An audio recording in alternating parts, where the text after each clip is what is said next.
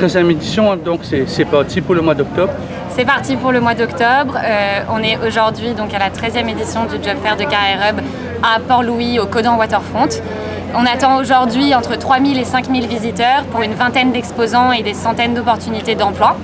Le son de ce nouveau Job Fair est sur l'accompagnement, avec des stands d'aide à la création de CV, de préparation aux entretiens, de tips comme comment utiliser LinkedIn pour trouver un emploi.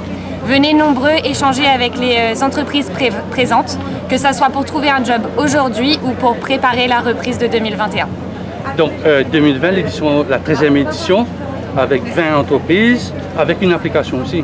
Et avec une application mobile, la nouvelle application mobile de Carrière Hub, qui est la première application de recrutement à Maurice.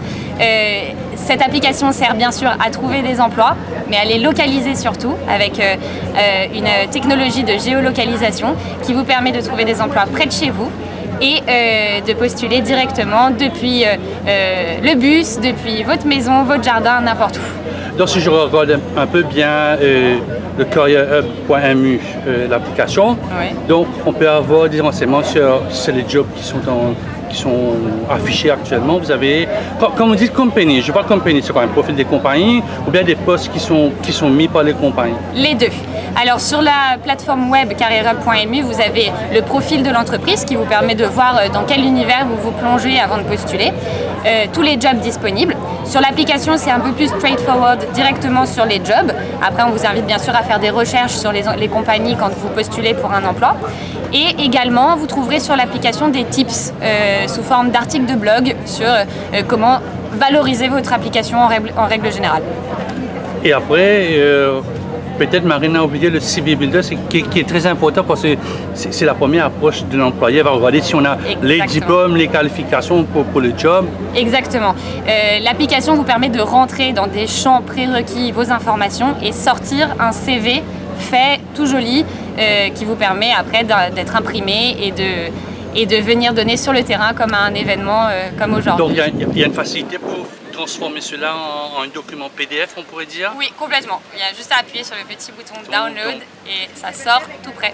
Qu'est-ce qu'il y a de particulier? Tout à l'heure, là, Marine m'a dit c'est une 13e édition avec l'accompagnement. Ouais.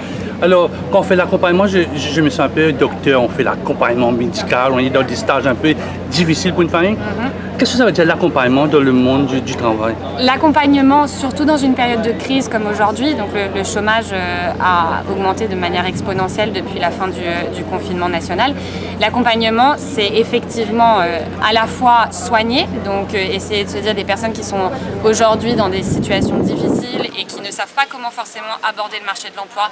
Les accompagner, ça veut dire leur donner les bons outils pour le faire, mais accompagner, c'est aussi pouvoir aux gens leur permettre de donner une continuité dans leur carrière, un nouveau mouvement dans leur carrière, des reconversions. C'est globalement être là, échanger, comprendre ce que les gens veulent et où est-ce qu'ils veulent aller. Une 13e édition plus vers ceux qui sont, disons, qui sont chômeurs parce qu'ils ont perdu leur job pendant le confinement sanitaire, je veux dire, le couvre-feu sanitaire, et ceux qui sont en train de chercher un travail parce que c'est difficile d'aller faire des études avec... Effectivement, aujourd'hui, l'objectif n'est pas d'aller débaucher des personnes qui sont en poste parce qu'il y a suffisamment sur le marché de très très bons profils extrêmement qualifiés qui, à cause des circonstances actuelles, ont perdu leur emploi.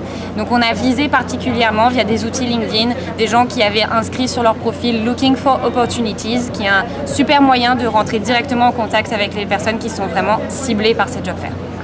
Bon, il y a certains secteurs, on va dire le tourisme, certains secteurs comme l'aviation, nos amis des Mauritius, qui sont dans des situations particulières. Est-ce qu'il y a quelque chose qui pourrait les intéresser? On va pas parler des pilotes, mais ceux qui ont fait un peu du back-office. Au moins l'hôtellerie, effectivement.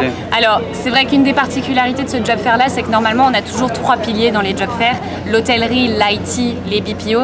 Aujourd'hui, l'hôtellerie, forcément, on n'en a pas et l'hôtellerie est dans une situation compliquée en ce moment, donc il n'y a pas forcément de job à pourvoir. Mais il faut savoir que les personnes travaillant dans l'hôtellerie ont un profil qui est très tourné vers le customer service, le customer care, et c'est des qualités qui sont valables dans beaucoup de domaines, et notamment les BPO ici qui sont très intéressés de rencontrer ce type de profil.